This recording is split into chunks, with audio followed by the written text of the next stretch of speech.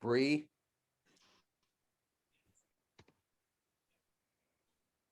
Go ahead, Zach. All right, welcome everyone. Sorry, I didn't know if anyone was going to be introducing the program, but I'm sorry that we're running a few minutes late. It's actually my fault. My computer crashed literally 3 minutes before we were about to do this. So apologize, but welcome to our softball Tiger Talk. Great to have everyone here. I want to say we did this, I can't remember the exact number of months ago, but I want to say at the end of it, Kolze was shedding some tears. So this is maybe a chance to do that again. This is going to be a meet the team event, and then it's going to be a celebration of Kolze's 30 years as head coach at Pacific, which I think is going to be great. We have some phenomenal guests, and we'll introduce them all here shortly, and we'll also have the team introduce themselves. We'll hear from a couple of players, but first, Kolze, welcome, and do you want to set the tone here with some opening remarks? Sure. First off, I'd like to thank everybody for joining. It's been a great 30 years. It's amazing as fast it has gone by. What's crazy is I'm 61, so basically half my life has been as the Pacific softball coach, which has been a privilege and an honor over the years. Tonight, you're going to meet the current team, my current staff, and what's great is I've got some alums from the past. I've got there's a lot of alums on here that are watching. Obviously, we couldn't have everybody. Before we even start, I want to thank all the players current and in the past, all the coaches current in the past, because I know some of the past assistants are on here watching as well. Unfortunately, everybody can't be on, or else, of course, we would all love this thing to go for about 6 hours, but unfortunately, that's not the case. But all I can say is this: I am in this chair because of the players, current and past, the coaches, current and past, my family, my parents, and the university, and all the support that I've gotten from the community as well over the years. That's what's put this program where it is. That's where we'll continue to put this program where it is now and in the future. So thank you very much. Sweet, tone has been set. Kolze, one more. Do you want to just tell us a little bit, just in broad strokes, about this year's team as you're on the brink of starting another year? Sure. Yeah, we open up next weekend, and it's been a lot of fun up to this point. I truly love their competitive spirit. It is by far one of the youngest teams that I think we've ever had to start a season, and with just what all the young youth have had to go through with COVID, I think they've come a long ways, considering their experience level of, half high school seasons, partial high school seasons, no high school seasons, minimal travel ball before they got here. But I think I and the staff think they've come a long way, and we're really excited because I think there's youthful exuberance, and that always sets the tone of positivity and in this type of arena. And I know you're going to introduce the assistant coaches. But they've done a tremendous job with this, with Haley and Tori. And I think that's really where it starts in the staff leadership in regards to that. Yeah, I'm going to get right to talking with the assistants. I'm going to start with Tori, who's doing her impression of me at the Perry's Pack talk last week. I had my 13-month-old with me. Tori, how old? She is 7 weeks. Oh my gosh, congratulations. Thank you. Congratulations. How are you? How was the journey to getting here with your 7-week-old? Great. Not hard, not easy, but not hard. Sure. So it's been fun. You're in your 4th year, and you're working mostly with pitchers and catchers. Can you tell us a little bit about your time at Pacific so far and your role? My time at Pacific, it's been an evolution, I guess you could say. I came here and they kind of had an established staff with an established pitching coach who had her own way of teaching things. And then I came in and kind of changed things a little bit, and they've adapted pretty well. I've been lucky to have such adaptable pitchers and pitchers that have been here a long time, Hammer, who can help with the staff. And it's been fun getting to know all their personalities and stuff like that. Awesome. Can you give us your thoughts on the brink of this season starting about this year's team? I think the pitching and catching staff are going to hold us in games. I really believe that we have a staff that can pitch maybe by committee and sometimes maybe 2 or 3 at a time in a game. But we'll definitely be able to hold our own. The hitters are coming around. The defense is starting to solidify a little bit. We've had so many issues so far, maybe with the vid and all that other stuff, that it's been kind of hard defensively to kind of just get a full team out there. But overall, I believe that we will win some games this year and have fun doing it. They love each other, so it'll be interesting to see. Fantastic. I'm going to go now to Haley. How's it going, Haley? Going great. How are you? I'm wonderful. You're in your 3rd year as an assistant, and you came from Pacific University, which is funny enough, the college that we always get confused with. Kolze, was that like some kind of sick joke bringing her on staff, someone from Pacific University to UOP? No, it was just ironic where she was at. Yeah. You're like, Pacific University is like all of our SIDs nightmares because every time we get confused with Pacific. But tell us about your time at Pacific over the last 3 years and your background. Well, we make jokes because COVID started when I got here. So we make jokes that I am the cause of why we haven't had a full normal season here at Pacific.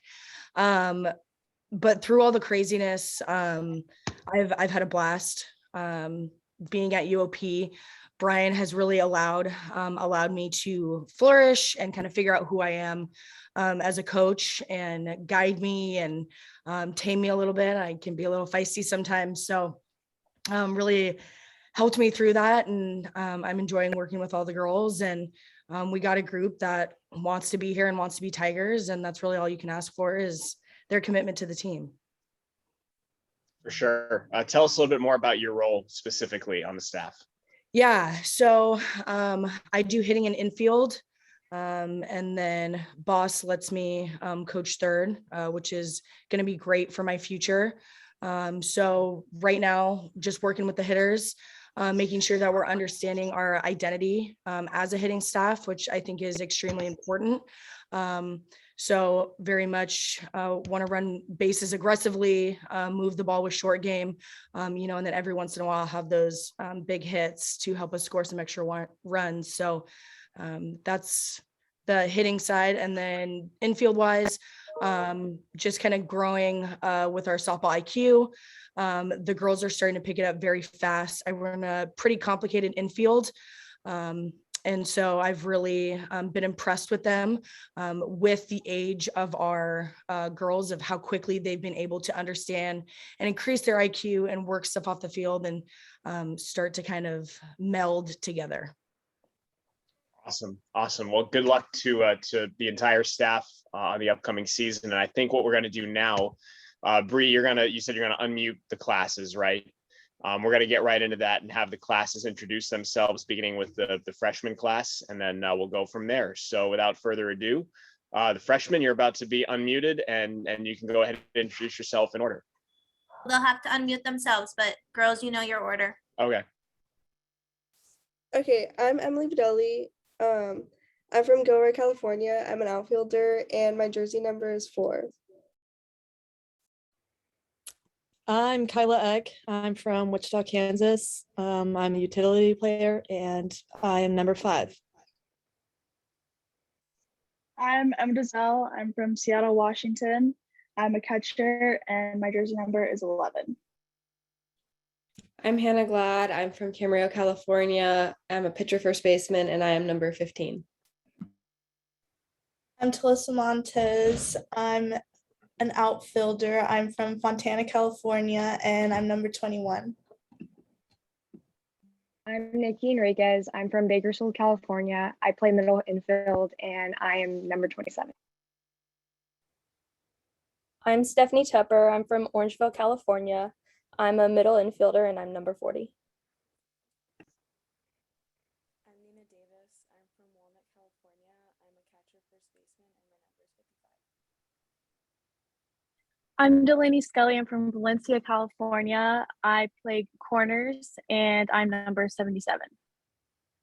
Awesome. So that is the freshman class. And Kolze, I'm going to ask you to talk about the freshmen because it's always a very intriguing group. Obviously, they're the present and a big part of the future. Well, I think they're a very, very talented group. It's the largest class I've ever had, just with how things came about with 9 of them. And they pretty much cover all gamuts, infield, outfield, pitching and catching. And they have a very, very bright future. They're all going to be huge contributors. Some of them play multiple positions, and that's going to be a huge asset for them and for our program this year and next. But they're a tremendous group. And what's exciting for them is that they've kind of had a full fall, which we didn't get to have last year with our freshmen. So even when we go to our sophomores, some of the sophomores weren't even back until January, just with everything. So I think that's what's exciting in regards to that. Awesome. Thanks, Kolze. Now the sophomores, you can go ahead and unmute yourselves and introduce yourselves in order. Hi, I'm Avery Croxall. I'm from Pleasant Grove, California. I'm a pitcher and I'm number 3. Hi, I'm Elle Peterson. I'm from Stockton, California. I play corners and I'm number 6. Hi, I'm Chocolate. I'm from Riverside, California. I'm a pitcher and I'm number 18.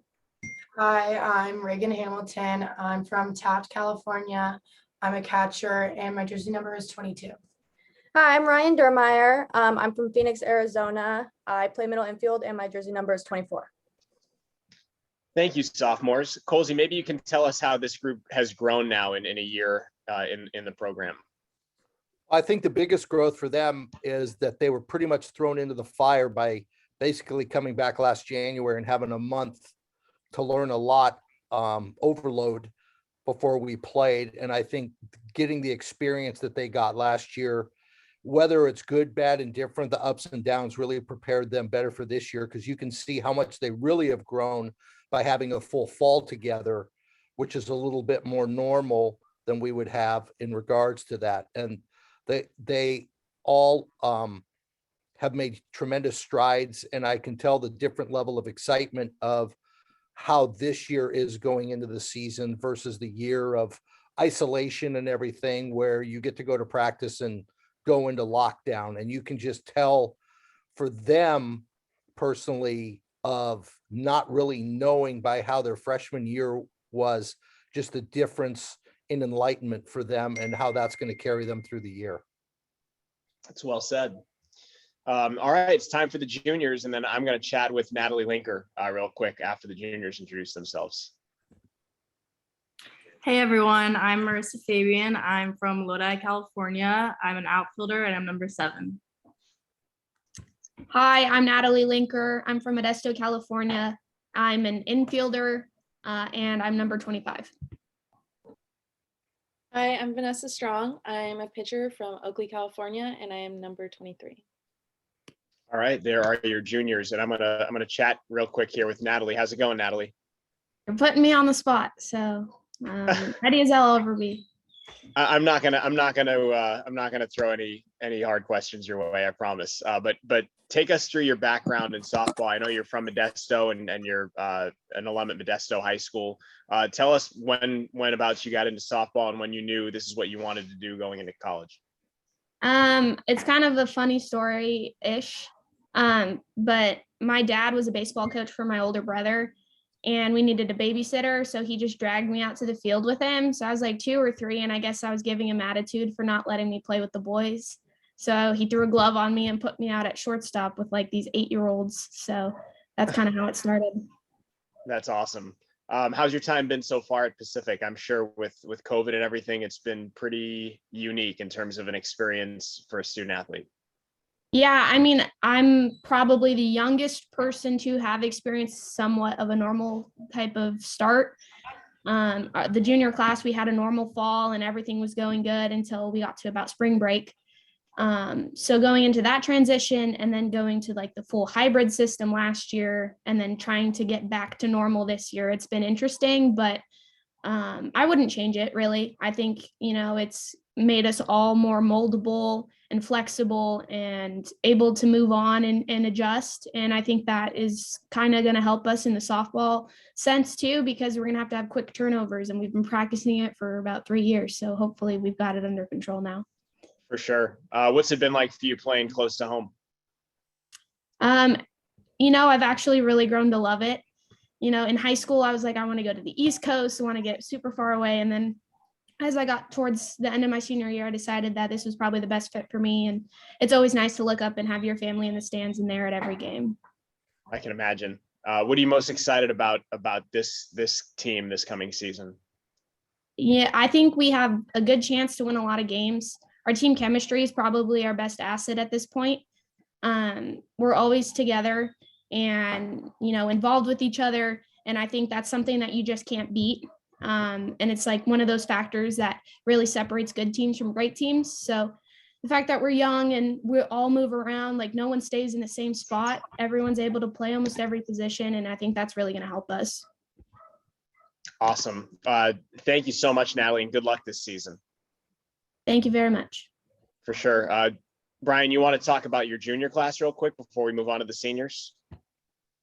Yeah, I think Natalie kind of wrapped it up best in regards to some leadership type things, that they kind of had a normalcy 2 years ago, of the fall and going in and having, we were having a great level of success when everything got shut down. And that probably is what made it tough for us, because I think we were a team that had a real good potential to go to postseason, and then everything got turned around on a bus on the way to the airport for the remainder of the year. But I think that experience of really helped getting through the fall, especially for some of the sophomores this year, and for the freshmen in their first fall, kind of a full season again, really helped the most in not just how they are on the field, but how they are as teammates, and help nurturing that was a huge asset for us. Sure. I'm sure. All right, senior time. Seniors, go ahead and unmute yourself and introduce yourselves, all two of you. Hi, I'm Carly Lucchetti. I'm from Linden, California. I play center field and I'm number 12. Hi, I'm Bethany Hammer. I'm from Placerville, California. I'm a pitcher and my number is 14. Awesome. I'm going to chat here with Carly real quick. Carly, how you doing? I'm doing pretty well. I'm also put on the spot like Natalie, but it's okay. Don't worry. We'll go easy on you. So last year, WCC honorable mention all academic team, a 280 batting average, 14 ribbies. So you had a year. What was the key to your success last season?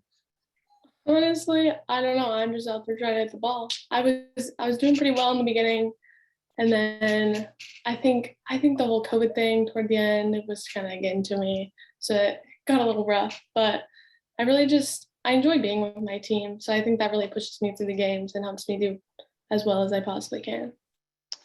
You garnered all WCC second team honors as a freshman. How much did that help set the tone for your career to have that success out of the gate as a freshman? I think that really built my confidence a lot, because as a freshman, I was pretty shy, really nervous almost the whole year. But I think that helped me set the stage and really feel more confident in myself and my abilities. I'm going to ask you what I asked Natalie, and what's it like for you playing close to home, you being from Linden?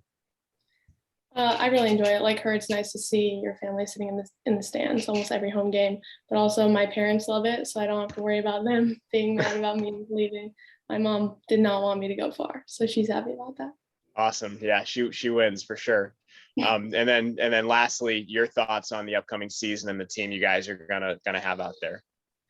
I mean, I don't think we have some crazy insane talent or anything, but we're all really hard workers, and I think that's gonna do a lot for us. And we all get along really well. We're not cliquey, and that's kind of a first for my teams here, and I think that's going to be one of the most beneficial things for us.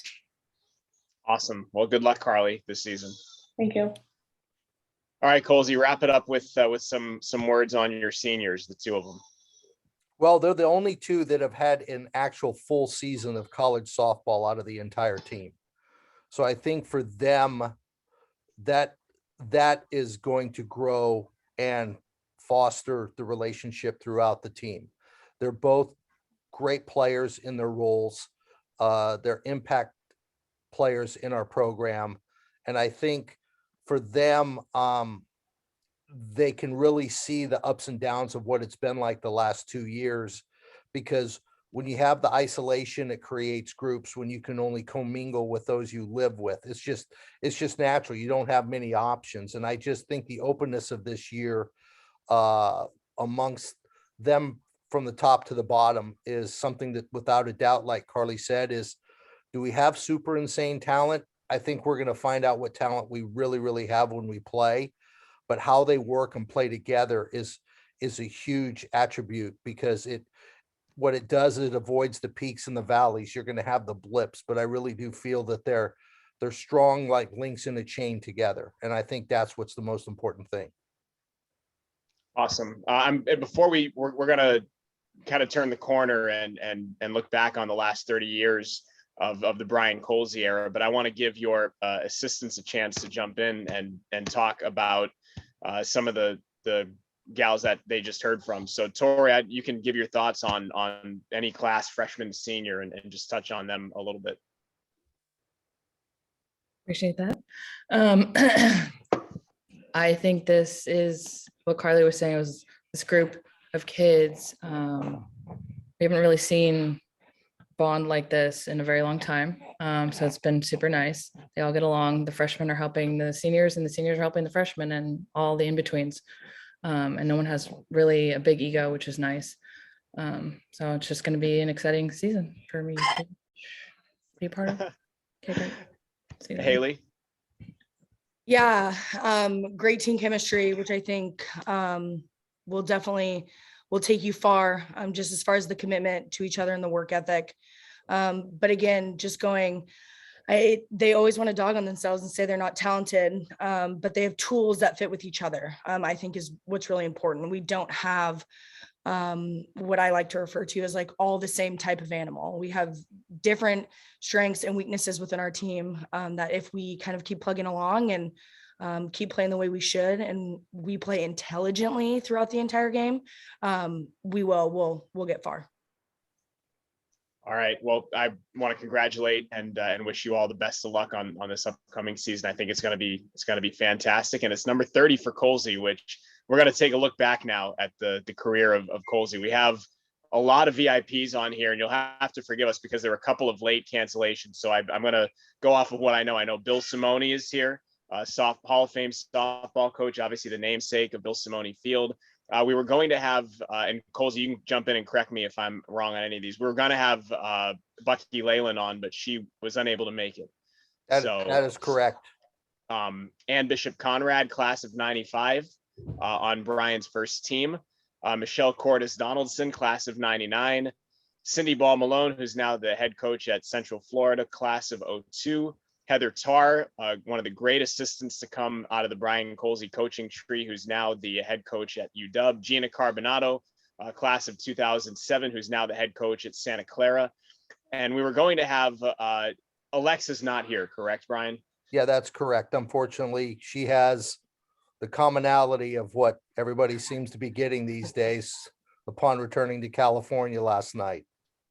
Bummer, such a bummer. Well, we're going to have Alexa Rivera join her on class of 12, obviously unable to be here. Melanie Habib-Casio, class of 2016, and Sydney Lawners, class of 2018. So that is who we have on. It's really to have this many great alums on of the program is daunting in a sense that it's tough to know where to start, but I'm going to start with Bill Simone. And if Bill, if you can hear me and know how to unmute yourself, obviously we were, there you go, Bill. We were so excited that you were going to be able to join us tonight and be on here. First, I guess, tell us a little bit about your relationship with Brian, and then we'll get into your past at Pacific as a coach and as a great donor. But tell us about your relationship with Brian Kolze. Well, I met Brian back then too, when he became a coach, and we actually met when we were going to put on this Chipino feed, which he said, "What is this all about?" And I said, "It's a fundraiser for the softball team." And so he got into it, and man, believe me, he took this thing over in his hands. And then I had to kind of retire a little bit. I was getting a little bit fatigued after about 20 years of doing it. And he took over, and I mean, he did a fantastic job. He not only that had the softball team and had the girls work it, and they loved it. And he brought the community together, Stockton, Lodi together. He just did more, I believe, than any other coach really at the university. I mean, as far as being with the town people and bringing everything together and bringing the kids together and teaching them more than just softball. Like the girls were just fantastic when they would deliver all the food to all the men and the women there and at the Lodi Legion Hall. And it was, he did a great job. I mean, he couldn't have done any better. So you were cooking for the Chipino feed for like 20 something years, right? Yeah, we started back, I think, in 1981, and it just grew and grew and grew, and Brian built it into like 400 people at every one of them, and I mean, just made a good. It was absolutely, the way he handled it. It was just absolutely great. Brian, can you touch on what the Chipino feed is so synonymous with you and your program? Can you touch on how it's become so special? Because it really has become a hallmark event every year at Pacific. I've never been able to go because it's basketball season, but I've always wanted to go to this just because I know how people think it's a can't miss event on the Pacific calendar every year. Well, Bill and Bucky, who couldn't be on here, are really the ones that started it. And when I got hired, I met with Bill, and it was this huge fundraising dinner, and I had no clue what Chipino was. I knew, well, let me put it this way. I knew kind of what it was, but until I got into it, I didn't really know what it was. And Bill was like, being a new coach and everything. And I said, Bill, you get the food, we'll sell the tickets. It was kind of like that. And he was like, because I was a new coach, and taking over something that I didn't have much experience in. But Bill was a tremendous help. And I talked to Bucky on some things who had started it. But I think what it became this event, because it's not a crab feed, which you have plenty of crab feeds. So it has its own niche that people look forward to. And it became an event that people enjoyed. You didn't overprice it because it was more about raising friends than always just raising funds. Because as costs went up, we tried to hold the price. We didn't go overboard on it because we always felt, whoever's coming in, that couple is spending another, 50, 60. Once they get into the door, they're going to buy raffle and drink tickets, and a lot of them are paying for a babysitter at home. But what it is that we really enjoyed, this is an event you can go in a polo shirt, you can go in a sweatshirt and jeans. It's not, a suit and tie type thing. And it's something you can really kick your heels up, and we had great donations from beer and wine and food and things like that with a great raffle and silent auction. And I think it was just something really people look forward to because it was a real, I'm not saying blue collar type thing, but it was a very comfortable type event to go to and enjoy great food that, only 2 or 3 Chipino feeds are out there, and there's 500 crab feeds. So Brian, you're the one that really pulled that up. You brought it all the way to the top. Believe me, it was level, but you brought it to the top. Well, I have to thank, because people are very loyal to come to it. Our athletes' families are very loyal to come to it. My staff is very loyal to work it.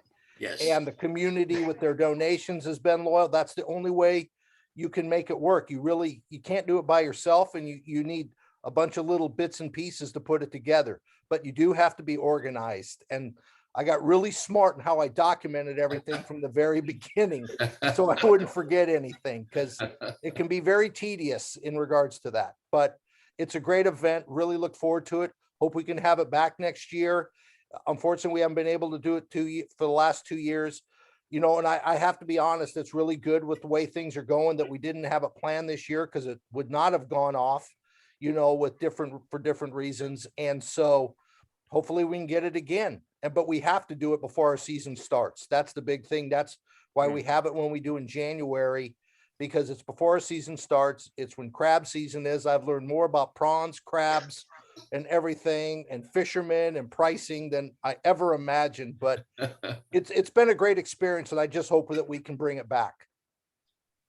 Yeah, I hope I can actually go one day. Bill, can you take us into your background a little bit? I think a lot of us know you just by name from going to the games and being at Bill Simone Field, but tell us about your coaching career and how you got started at Pacific.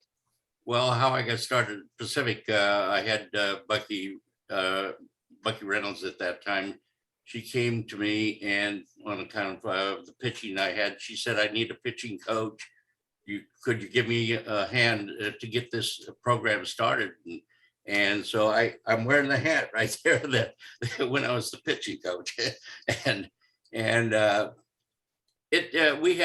had about 4 years with Bucky as a pitching coach, and I had a great time. It was a great experience, you know, and then we start talking about fundraising because the program needed money. So then that's when we talked about having this Chipino feed thing. And it went on and on and on,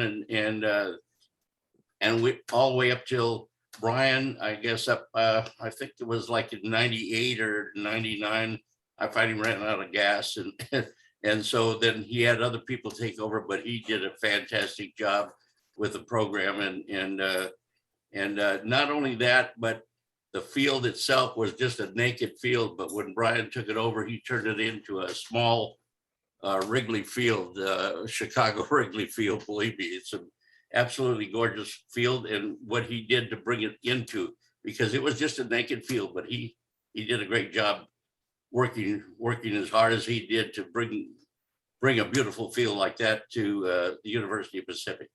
What does it mean to you to have your name on that field? I beg your pardon? What does it mean to you to have your name on that field? You know what? It's an honor. I have people coming that say something to me, and it wasn't that. It was my wife and I. We were approached by Bob Lee, which he was the athletic director at the time, and he said, you know, and we said, yeah, you know, it's a good idea because the fields that the poor girls had to play on at that time. I mean, it was like, you know, they were playing in recreation fields, and that's how they had to play it. And all these other teams had other stadiums and things of that sort. So so my wife and I, we talked it over, and we said, you know, that'd be a good idea. And it's kind of a legacy. It's something that it made me feel good just to have my name on the field out there. Yeah. Awesome. Well, we're glad to have your name on the field out there. We're so happy you could be here tonight, Bill. So thanks for being here. But there was other people that helped the program in as far as building the field. I mean, we did the initial part, but there was other people that were also involved in it. So, you know, which was thankful that they were able to do that, you know, to help out. So it was great. Sure. Well, we're going to talk to Ann Bishop Conrad now. I don't see Ann on my main screen here, but are you here, Ann? I'm here. Oh, I'm here. How you doing? I'm good, thank you. Thanks for having me. Of course, thanks for being here. There you are. I see you now. I always get a little paranoid. Like if I can't see someone, I'm like, are they really here? But you were on Kolze's first team, your class of '95, among other things that we're going to get to here. But can you give us a great story from those early years? Like we're going to start from like the beginning of the 30 years now with you. So you're building a foundation for this thing. No pressure. Yeah, I have a lot of great stories about Coach Kolze. He actually recruited me at UNLV. Went on a recruiting trip, loved him, loved the school, and then decided, being a Lodi high school and Lodi born and raised, that I wanted to stay close to home, like many of the girls had said. My older brother went to Pacific. He played football. And I just have to say thank you to Mr. Simone, because I was that class that played at Oak Park on those recreational fields, and very fortunate that he donated the monies to build Simone Field, because my dad was part of that contracting company that built the field.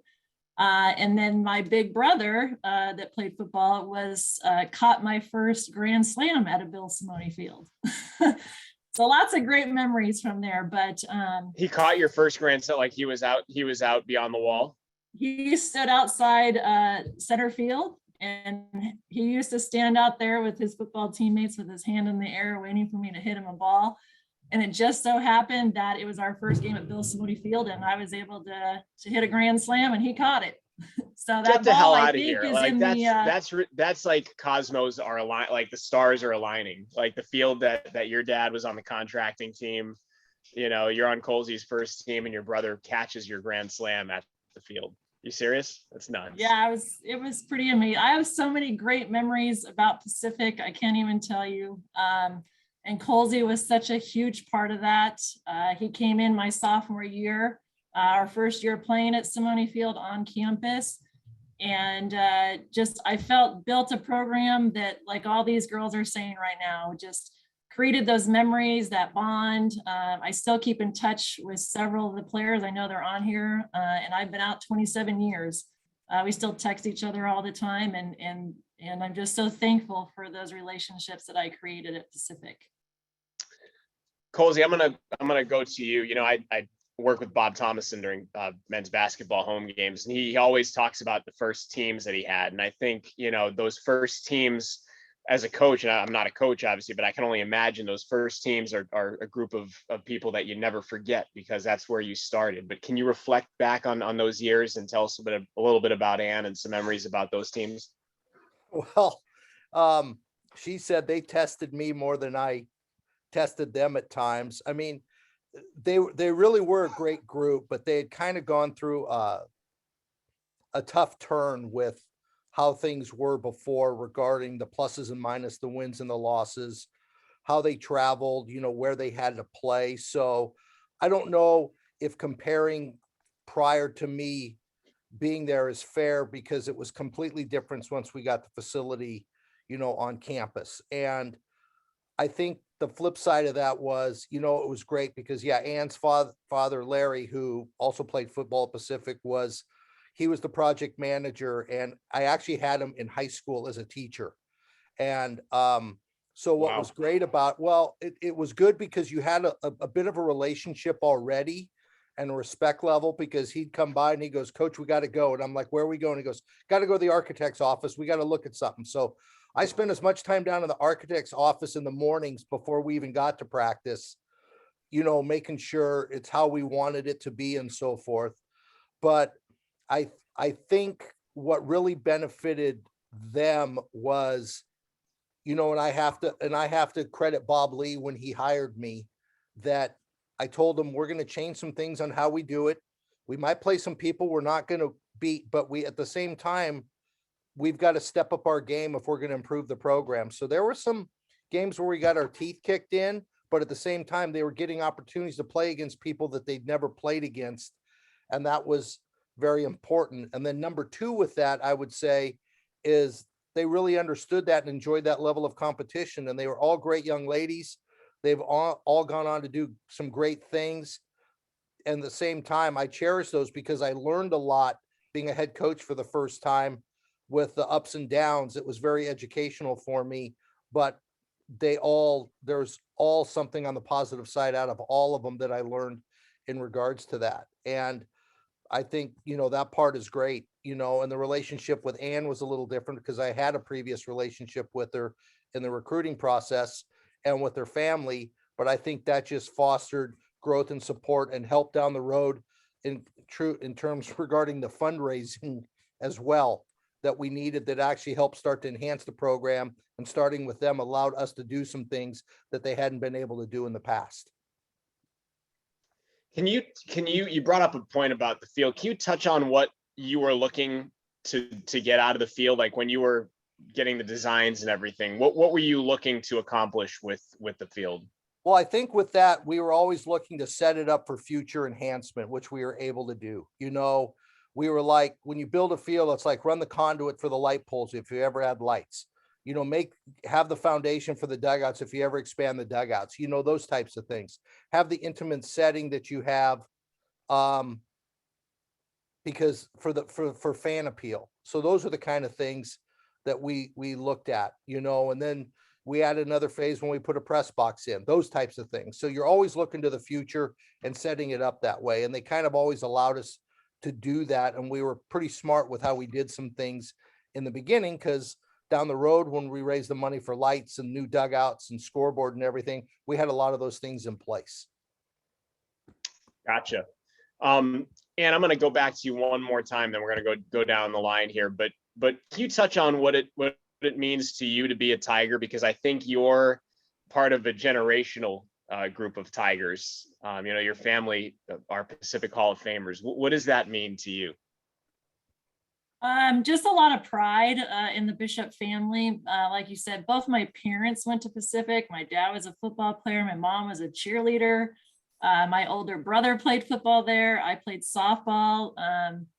They actually recruited my oldest daughter for basketball. Unfortunately, she wanted to carve her own path. She's at UC Davis. And now my nephew is there as a senior in the sports medicine program. But Pacific just has always been such a great place for our family. We've always been Tiger supporters. And I think a lot of that has to do with our experiences, the people that we met, the people that were a part of our lives had a huge impact. And for me, that was obviously Coach Kolze and the people that I met through the softball community. Awesome. That's well said. Thank you. Is Michelle here? Michelle Cordes Donaldson. How are you? Hey, there you are. How you doing? I'm great. So class of 99. So you were kind of that second wave of Yes. players that came in as Kolze was becoming more established. What were those years like? And tell us a little bit about Brian in those years in the late 90s. So first of all, congrats, Coach. And I think the fungo bat, I think Lowry might have the fungo tonight. I think he held on to that fungo bat the entire freshman and sophomore seasons for me to keep the football players and basketball players out of the outfield. That might have been the real reason he did not let go of the fungo bat. Coach, in those first few years, he really inspired us. He knew what we wanted to do. And I think he sat back and let us kind of take that path.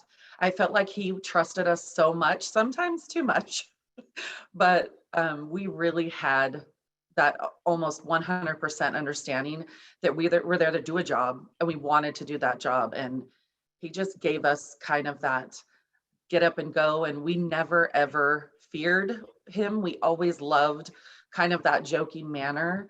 And even in those tough times and on the road, he really, really inspired us. My favorite of all, I think it was our 99 regional at Fresno. And Coach, I was our Stanford game, 5th or 6th inning.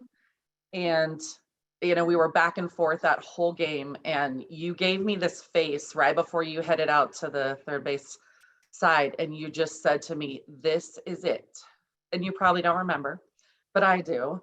And it was one of those things where I just knew you were saying, "This is it. Either you do this or you don't." And it was so kind of brash, but yet it was so amazing because I knew we had a job to do. I think I was second up in that. I don't know who was in front of me, whoever was our 9 batter at the time. And we made it happen. I think we sat them down in 8 or 9 innings. Someone correct me. Nope, no corrections. And I think that was the second time we sat Stanford down that season. Baller, you giving me the yes? Am I right? My memory's still working. I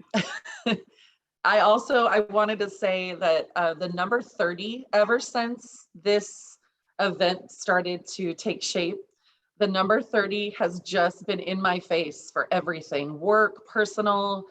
The family went out to dinner, you know, you got the number 30.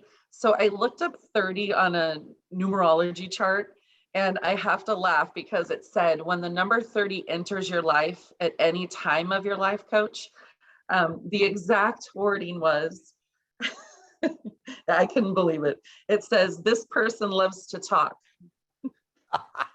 They care a lot about others, their feelings, and tend not to upset people on purpose. They enjoy expressing their own opinion, and they're grateful for a captive audience. So cheers to 30. That, right? A little weird, a little creepy, but Yeah, I'm gonna have to hear all that at tomorrow's practice now, I'm sure. oh, and to the current players, I have 3 documented in regards so far. So I don't know if that's right, but yeah, 3, yeah. Okay. And one last thing, there's a big text thread group of a lot of us from 95. I think we have up to about some 2002ers.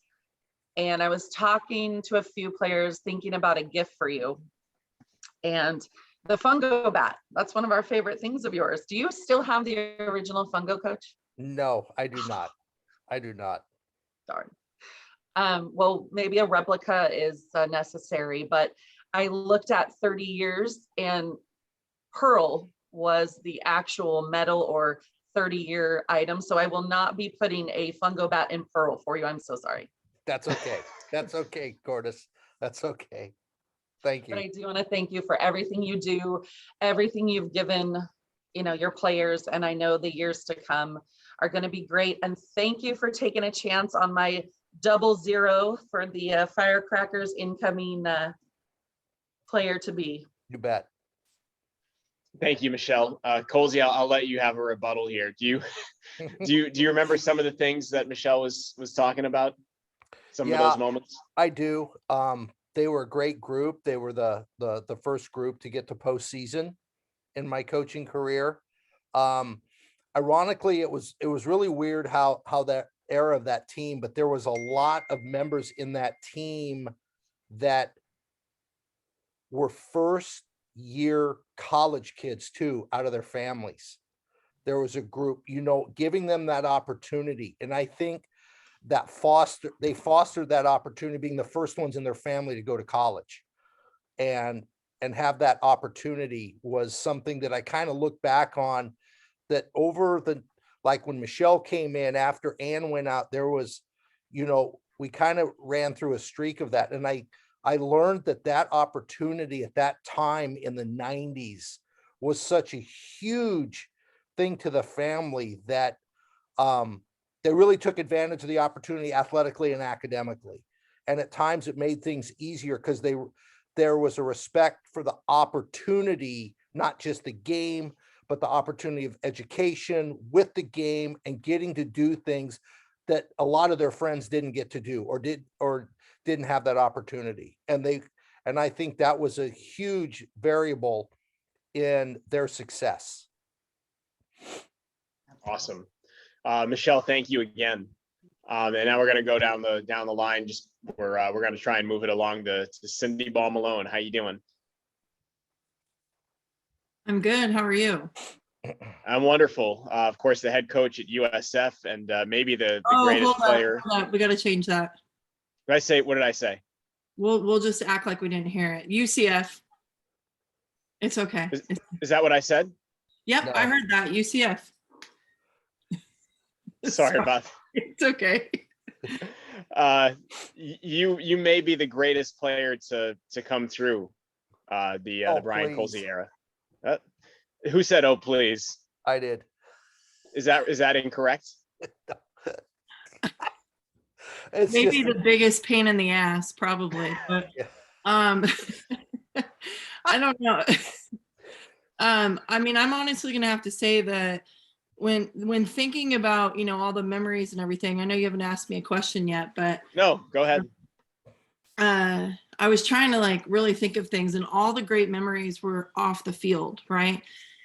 And you're talking about, I was a part of one of those teams. We were one game away from the World Series, and still just like Ann said and Michelle said, the relationships that we built along the way, I mean, was so amazing. But I think really like I never would imagine I'd be sitting in Florida, of all places, coaching a team and doing, what Coach Tar and Coach Kolze did. And I mean, I want to thank them. So congratulations, Coach, on 30 years.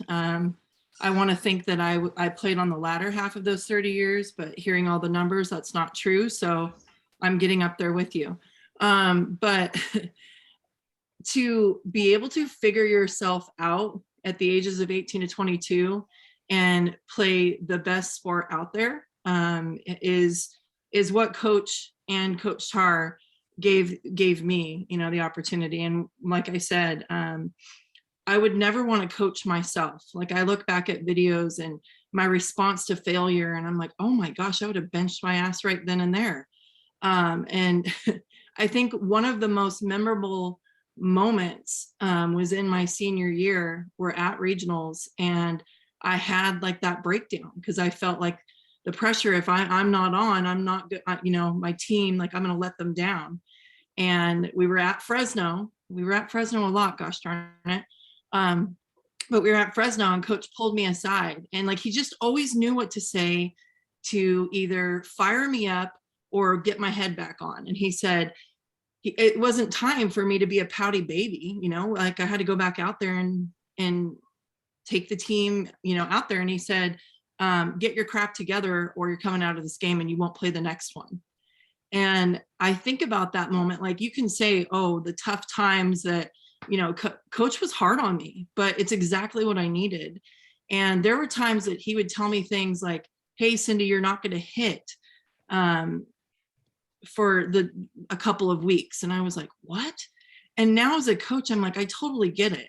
And he taught me, like, I feel like the success that I've had as a coach are all those tough situations that I had to learn as a player. And I get to, Coach, you've made my job way easier to have those conversations with our players, my players and our players here. But just teaching me that there is more than the game and being able to take risks in this game, because the consequences are so, they're far less than the consequences in life. And I think that's what, I was one of those first generation kids that he's talking about that went to school and just trying to figure myself out. My parents were, 18 years older than me. So, we were still just all trying to figure it out. And I definitely just learned that you can go really far with some skill and even further with some hard work, and even further than that, taking care of the people around you. And that's what coaches build. And that's why this Zoom call is filled up with some awesome people. I mean, I would be here all night saying how awesome it is to see everybody. And it's so true. So yeah, I didn't answer your question, Zach. I'm really good at not doing that. So no, you're fine. I said USF because I'm stuck here in the WCC and I know it's UCF, but that was just a slip on my part. All good.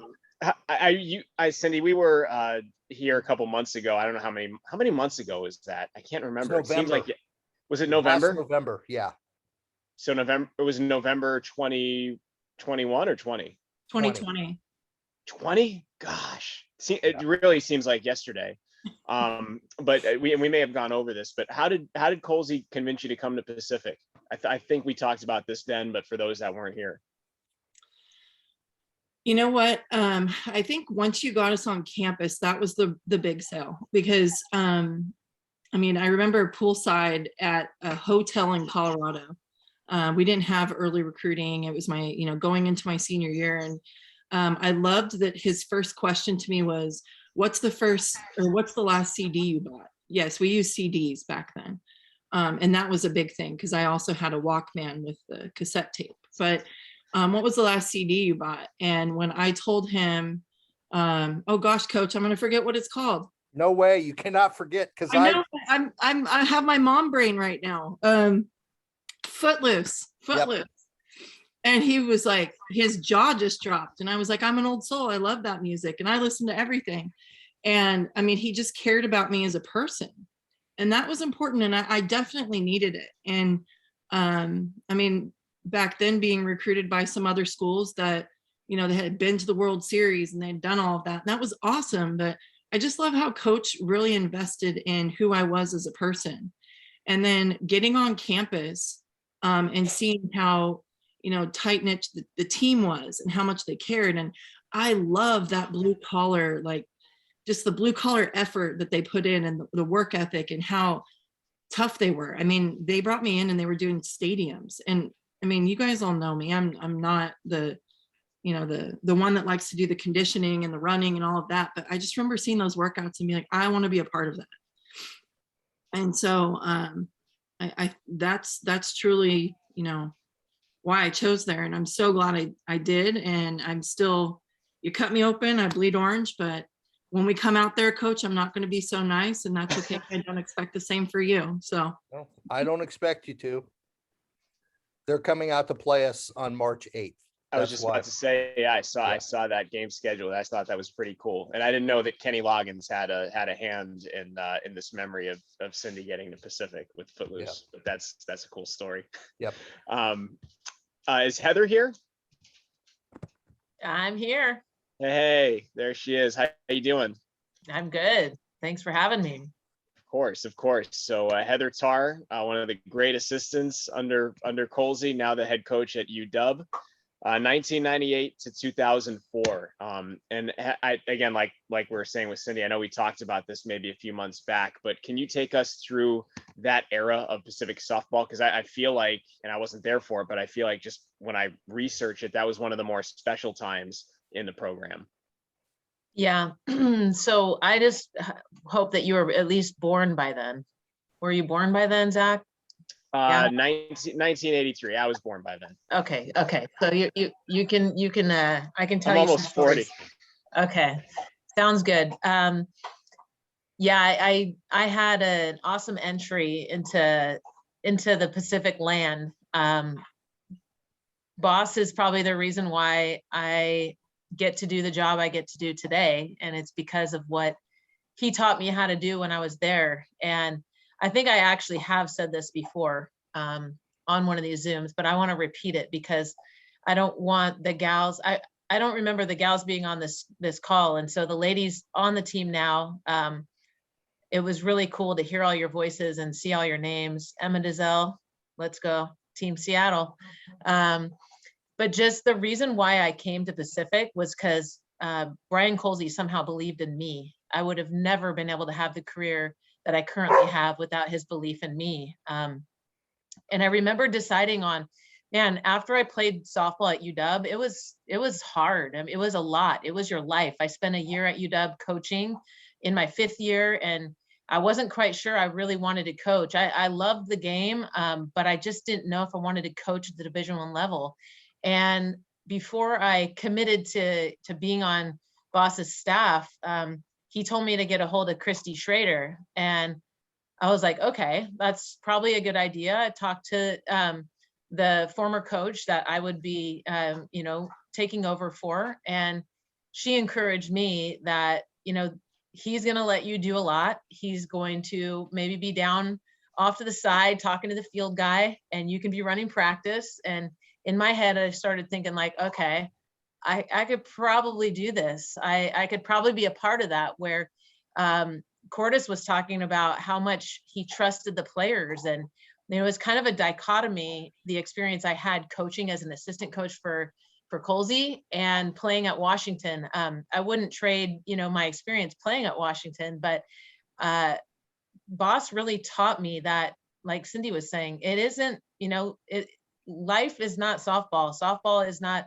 life. I mean, even to this day, like he has such a balanced life with his awesome wife, Mary Jo. And, it's just watching him live his life like to the fullest. It's inspiring. So I just want to thank him for believing in me, thanking him for showing me what, really coaching is. And, I seem to not figure that out because I, continue to do things in the summer that have everything to do with softball. But hey, as long as I can have the right people with me, like Cindy Ball, Cindy Malone, that's okay. But I just want to tell the ladies that be proud of where you're coming from. This is a place with a huge history. I mean, you got Bill Simone, the guy whose name is on the scoreboard on this call.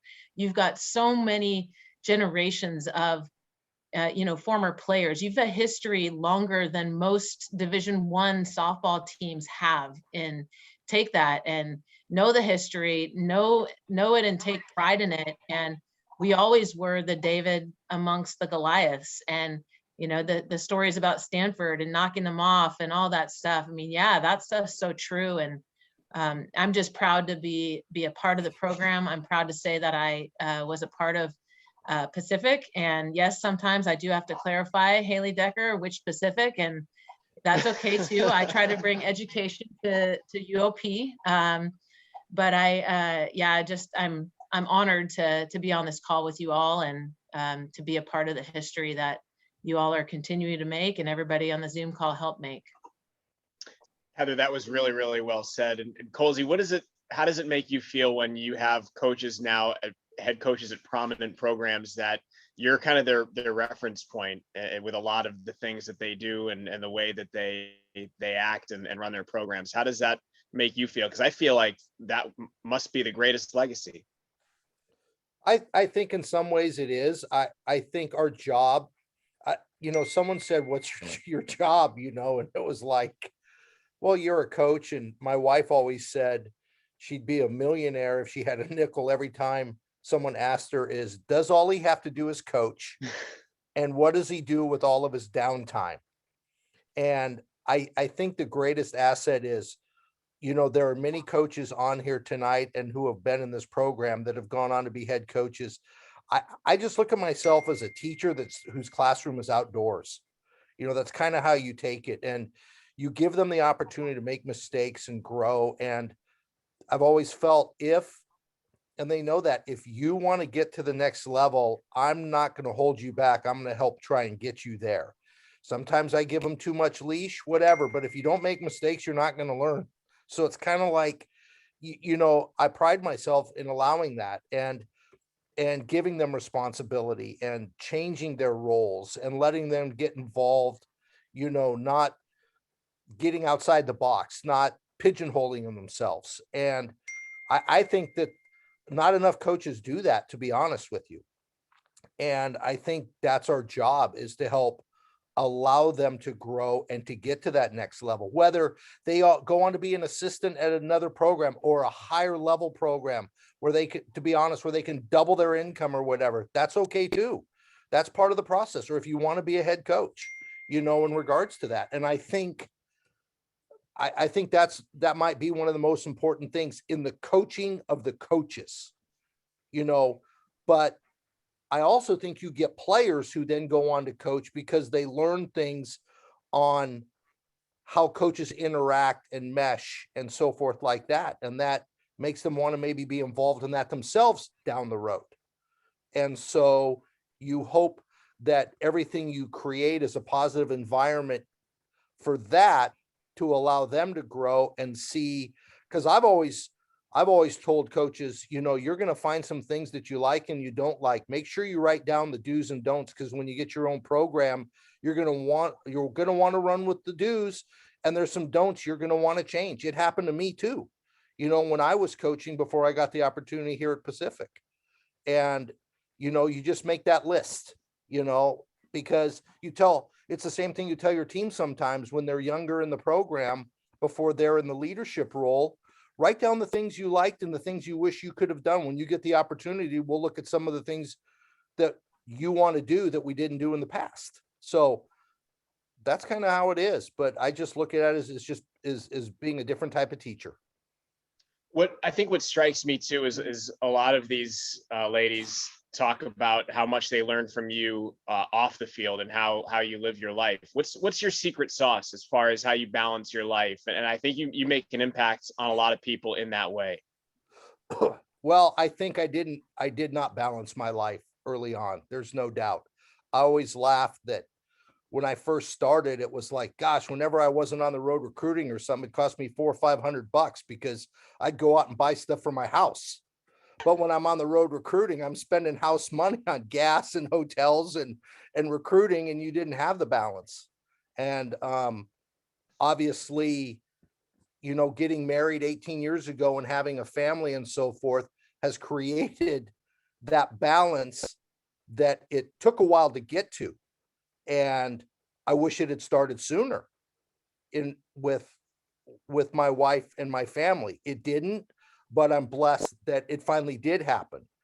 And trying to get the coaches that work within the framework to have that type of balance is very important. You know, Haley has balance. And we talk about that. And obviously Tori with the family has balance. Past assistants have had balance, getting married, having children, because you cannot completely immerse yourself in it. You will not enjoy the path for the long haul if you just do it that way. There has to be the change, to reflect and to escape. And I think the other secret sauce is don't ever burn a bridge. They've all heard me say that. Respect people, because you never know when you're going to need them, or you're going to ask for a favor, or they're going to need you. And, you know, Heather talked about talking to the grounds people. You know, I got a letter today from somebody who talked about when they were here on their visit, that you would say hi to the physical plant people. You'd say hi to the custodians. You knew them. It's like, we're all in this together, and you just have to treat people that way. You just have to. And So I'm not true. saying I'm perfect, but I would say treating people that way has, you know, gotten a lot more honey than the vinegar down the road. Whether it's who we get to play, who comes play us, how we've raised money, all of that. You have to be grateful for it all. For sure. Well said, Kolze. We're gonna hear from Gina now. Gina, are you here? Gina Carbonado. Hi there. There you are. How you doing? Fantastic.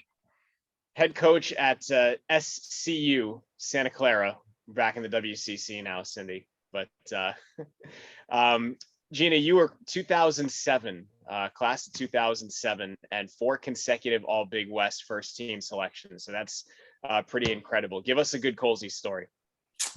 Oh gosh, the first one comes to mind, and this will include Cindy and Heather as well, because it was my first flight trip. So a freshman, young, loud, obnoxious, all the things, didn't know what was what.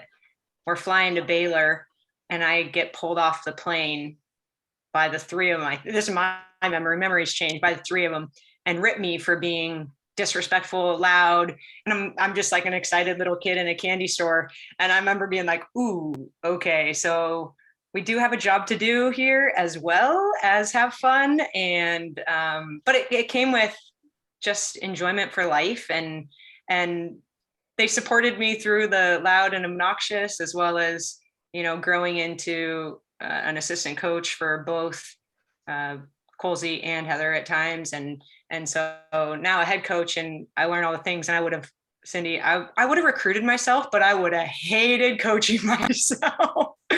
So I think about it and I'm like, oh man, like those early days. So I think just for the players that are on here, such respect, you know, from the beginning to the end of 30 years of Kolze's love for people has just really been instilled in me. And now as a young head coach, I get to do and try to do, and hopefully have a career somewhat close to the success and love and longevity of Kolze. It's just fantastic to be a part of, and in the long history, I guess. I was going to say, if I had told you back when you were that obnoxious freshman that one day you'd be coaching in the same league as Kolze, opposite him, would you have even believed it? No, because I did everything I could not to be a coach. Like Heather said it too. I was like, I'm not going to be a softball coach. So I decided I'd be a strength coach. So I tried that route. And that's how I ended up at UW on Heather's staff, is because I was trying to be a strength coach because I didn't want to be a softball coach. And here I am. Now, the cool part, I guess, and this is what y'all will grow up and learn. And for those that are even older, you know, Cordis is emailing me about recruits too, Kolze. It's fine. But when you're part of the family, you're part of the family. And you know, I didn't play with her, and yet we know each other through Pacific, and we bleed the same color. But also CP, for those of you who know Chris Pond, the head athletic trainer, he's been there for, I don't know, as long as you, Kolze? Longer. Longer. Okay, so even more of you know him. Okay, so CP was here just yesterday at the men's basketball game with Pacific playing at Santa Clara, and I walked down there. He gives me a big hug, and he goes, "How's your brother?" And I was like, "Do you even know I have a brother?" And he was meaning Kolze, now that we're like peers, right? Like Kolze's my brother now. And I think that's just cool, and that just runs deep. And I think, you know, from being the 17-year-old obnoxious young little energetic kid to now being called siblings with Kolze, because we're now peers, and he calls me and he treats me, and he's grown up with me, really. He's watched me grown up and taught me the whole way, but he treats me as if we're on the same level. And by no means do I have the experience or knowledge or wisdom or any of those things as him.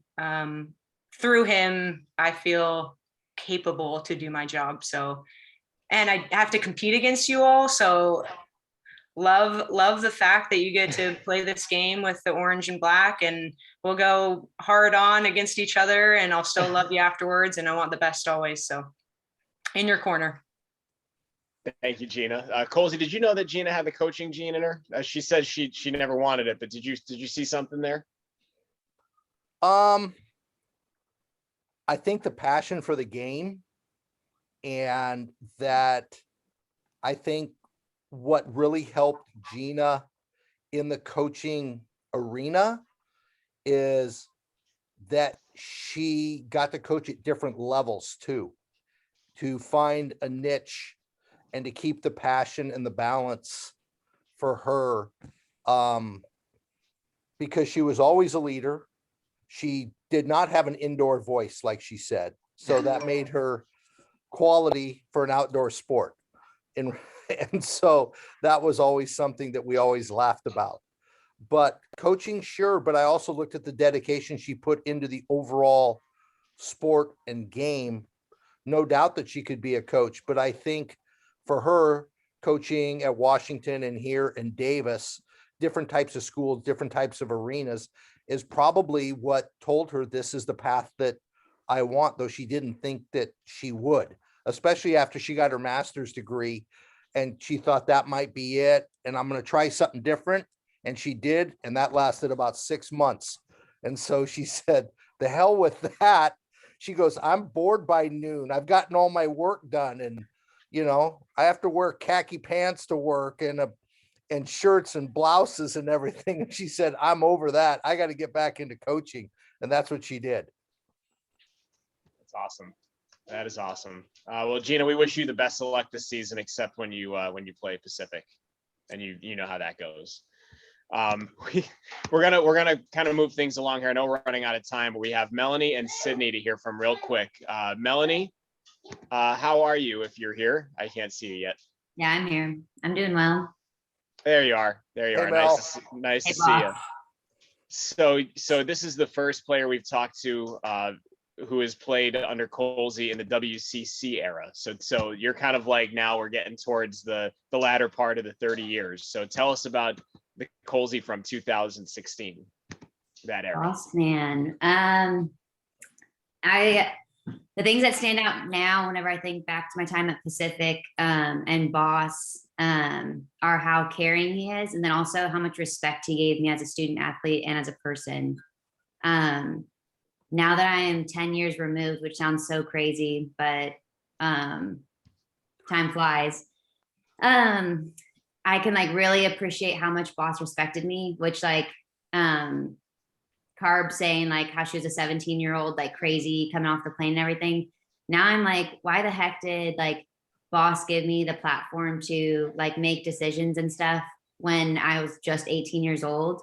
But the amount of respect that Boss gave me as a player, and then more importantly as a student athlete, was just like, now I can really appreciate that, because he really let us be autonomous with a lot of our decisions. Like obviously he was making the calls on the field, but now I can really appreciate like the amount of growth that I had during my time at Pacific, because he really did give us the chance to make some calls on the field, but then also like dictate our like off the field schedules and everything too. Kolze, do you have anything to add to that? I just think, you know, it was interesting recruiting Mel because, you know, ironically, one of my assistants at the time, Coach George, Jessica Hancock, had coached Mel when she was younger.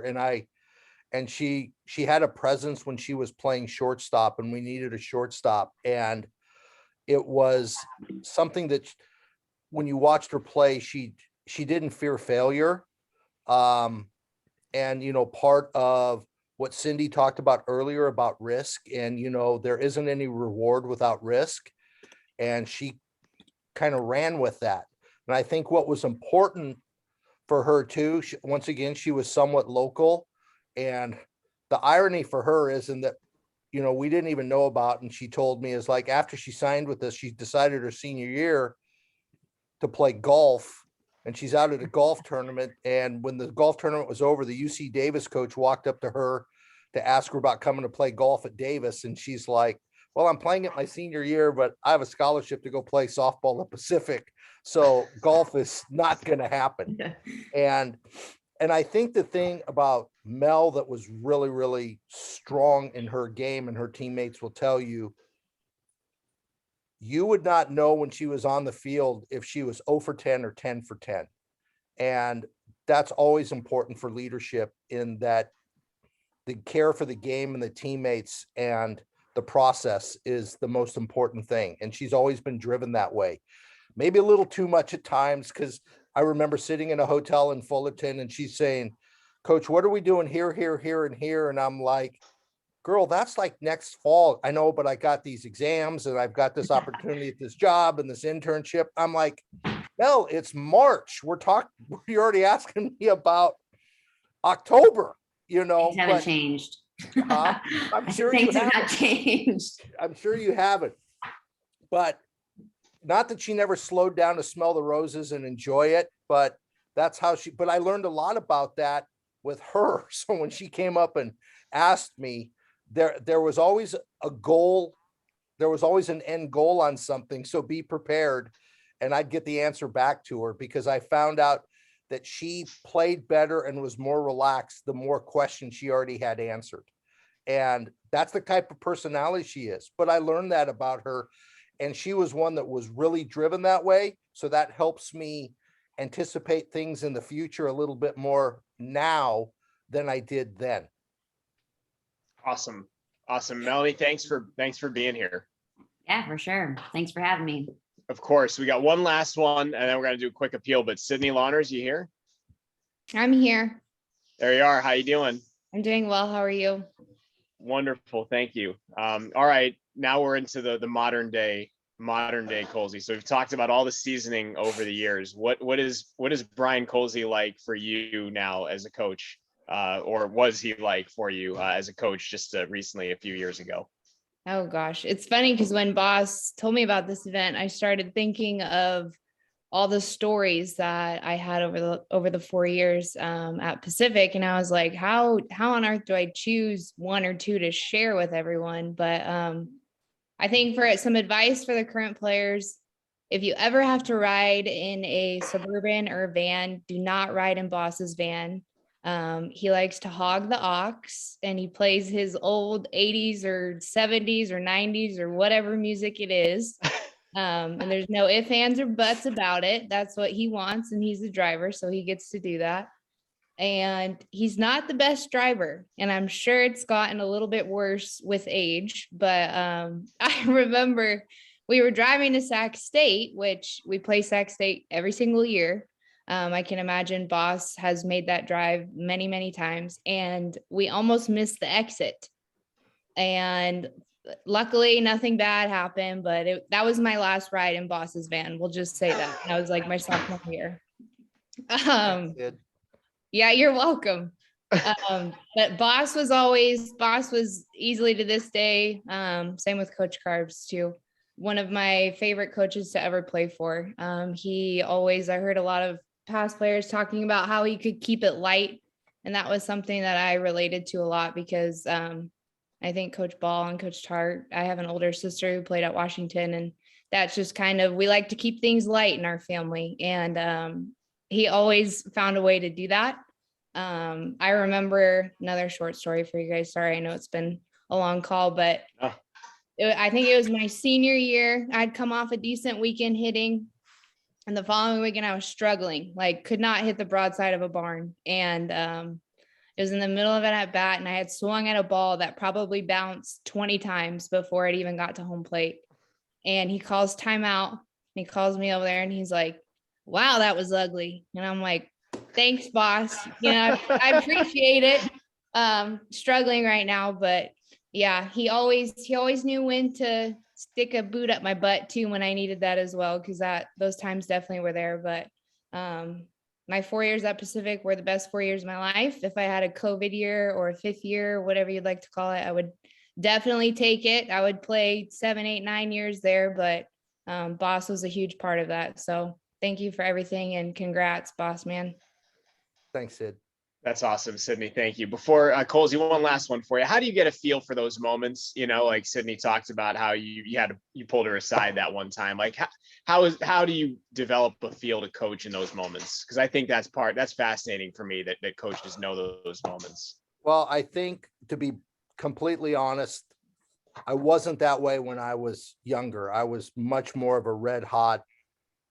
I think Ann would agree with that for some of those moments.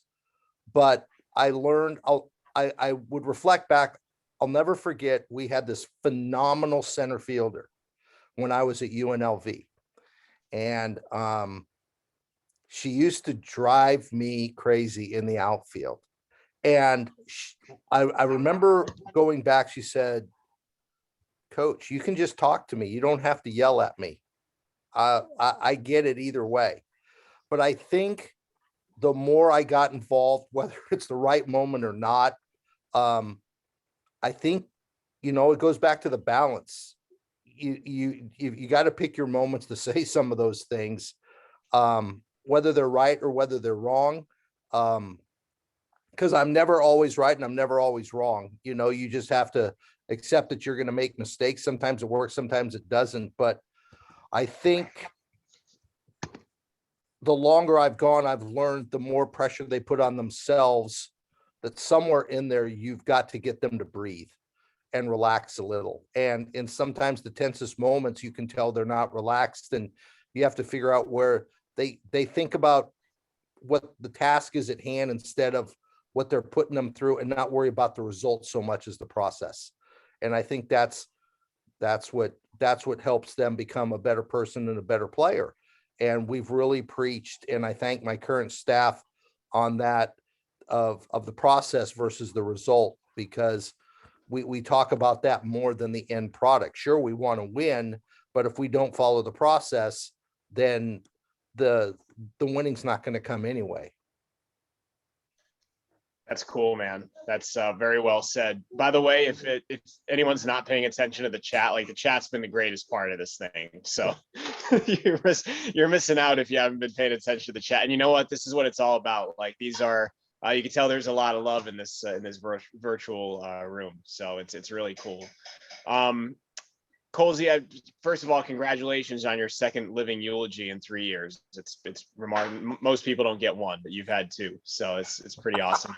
Congrats on 30 years. I do want to talk about our appeal, and there is a need for some bullpen upgrades. I'm going to let you set the stage for that, and then I'm going to toss it to Tim, and he's going to let everyone know how they can give and inform everyone of the matching funds.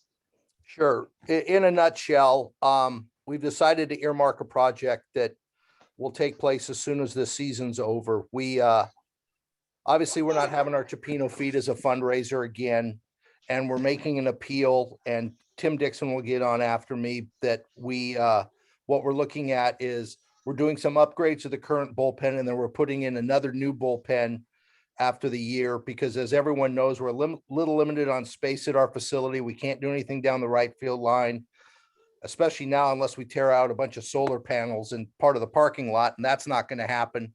But just to enhance it for both the home team and the visitors of not sharing, some upgrades to improve some some drainage in the area and so forth like that as well too. And, you know, I have to thank Janet Lucas, our AD, and Wes Yorth as well in starting to push this project for us. But what we're really trying to do is upgrade current, improve some things with that, and put in a secondary one so that we're not sharing, and it's a better experience both for our student athletes and our visiting teams, as well. It's better for training for camps and practices by having more area to get pitching done with the academic constraints and so forth in a timely manner regarding practice sessions as well. Awesome. So I'm gonna throw it over to Tim, and Tim's gonna let you guys know how, if you'd like to donate, you can do so. Yeah, thanks, Zach, and thanks for everybody for being on. It's been fun to watch, to see the faces and the smiles. You can see the chat, but I know the text messages are just flying back and forth right now, so I can only imagine what's being said. But and congrats to Kolze on 30 years. I like to look this up because when people have moments like this. 30 years ago, gas was $1.13 a gallon. I think we can all feel that right now. The stars that were born 30 years ago was Miley Cyrus and Odell Beckham, who we just saw play, and he's playing in the Super Bowl. He was born then. And then finally, the top movie was one of the top movies, was Lethal Weapon 3. And I'm sure a lot of girls on here are like, what's Lethal Weapon? Like, I've never even heard of that before. So congratulations, 30 years. It's quite an accomplishment. And what we're going to do is, for those of you that have been on this in the past, and like you mentioned, we couldn't have the Chapino fee to raise money. So we're going to do a 48-hour appeal like we've done with some of our other ones. And we're going to make this one special. So for 30 years, we're going to try and raise $30,000 in 48 hours. And luckily we've had some very generous people step up, and we've got $15,000 already in matching funds. So basically, as soon as people start giving, it's going to be matched dollar for dollar all the way up to $15,000. And Bree's going to put a link in the chat that you can click on. It's a Scale Funder page. You can give online. We're also going to send out an email that's going to go out as soon as this is done, and make it viral, and feel free to share that. And because the bullpen is definitely something we need, and then also just to honor Brian and everything he's done for everybody over the years, students, athletes, staff, everybody. So again, thanks everybody for coming. The link will be in the chat, and we've enjoyed the evening. Well said, Tim. And yeah, the link is in the chat. So just click, if you haven't done so already, click the chat bubble and you can see it there. If anybody would like to unmute themselves and chat or ask a question, please have at it. Now is the time. No, talk. Hello. Hey, Bill, go for it. Yes. I did want to bring something up that is really something that hasn't been brought up, but he not only has 30 years, but that is the most that any coach, even Amos Alonso Stagg, that he has 30 years. That's the most that anyone has ever coached. He's the all-time Pacific winning coach with 795 wins. And he was also 4 times Big West Coach of the Year. And not only that he brought all kinds of things to the young ladies, their life, their careers and things of that sort. He deserves a big, huge plaque somewhere in the middle of the University of Pacific. It should be actually have a statue of him. I'm for that. I'm for that. Tim, are we gonna get matching funds for that at some point down the road? Yeah, that'll be the next project. Someone on the chat said, most winningest coach at the University of Pacific. If we do the statue, it has to be of him driving 56 down the Altamont. I don't know who said that, but that's what I have. Not him standing with a fungo, but I feel like that those are the more poignant memories for everyone of Kolze. Jeez. Bill, thank you. Bill, thank you for listing all those accomplishments. I should have done that at the top, but my computer crashed and it was a mess. But definitely thank you for listing all those accomplishments. Brian, congratulations on 30 years. Thank you, Susie. Brian, I just want to share with you, you really honored me the time you asked me to come out to throw the pitch for Breast Cancer Week. It meant the world to me to be able to go on Bill Simone's field and try to get it to home plate, which I didn't, but it did. And you really honored me that way. Thank you. Well, you're welcome. It was a great honor having, it's a great honor having your father's name on the field, you coming to our field for that event, and, the support that, Bill and Joni have given this program over the years. And probably more importantly is the friendship. Yes. I'll never forget with Bill and Joan. I can tell you when it was 2004, and I'm at the College World Series, and I hear, "Hey, Brian," and I turn around, and Bill and Joan are sitting up in the stands at the College World Series because they went on a cross-country drive and just decided to stop off and watch a game in Oklahoma City and go look up his name in the ASA Hall of Fame. And then I'm playing down in Cal Poly, and I hear, "Hey, Brian," and I look up, and they're sitting up in the stands one weekend because they decided to take a trip to the coast. Never knew they were going to be there. They just showed up. And I'll never forget that day. And then I introduced him to one of the greats of all time, Joan Joyce, because I was on the committee with her, and that was it for Bill, because people don't realize that Joan Joyce, who a lot of these ladies don't know, but if they Google, she was one of the greatest players of all time, and she pitched in the women's nationals as a 15-year-old and won the national championship as a 15-year-old pitcher, and is in the Hall of Fame. And Bill always wanted to meet her because he knew of her and she knew of him, and they got to meet that day. So I thought, yeah, that's what it's about. Mm-hmm. Did they know how big that Bill was a pitcher? How fast he pitched? Yeah, he can tell them there's a reason he's in the Hall of Fame. We don't talk about that.